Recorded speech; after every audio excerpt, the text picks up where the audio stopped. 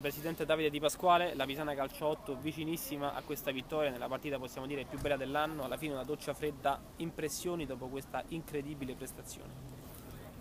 Tanto conoscevo il CJ, già dalla 2 abbiamo avuto uno scontro, un quarto di finale scudetto, sapevamo chi incontravamo, una squadra ben attrezzata e sta facendo bene in Serie A. L'impressione è che comunque noi con un 3-3-1 abbiamo perso un po' di smalto in mezzo al campo, loro sono stati molto più veloci anche nel gioco, avevano un ritmo molto superiore al nostro.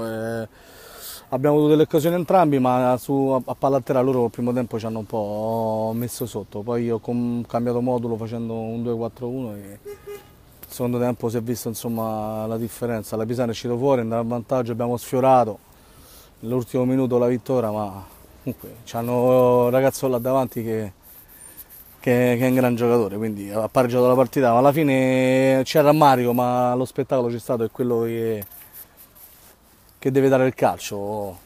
Normale, il rammarico c'è, ma abbiamo fatto una gran gara. Allora, grande secondo tempo, due fenomeni in campo, Scerrati, 3 gol, uno più bello dell'altro e il fenomenale Di Bernardo.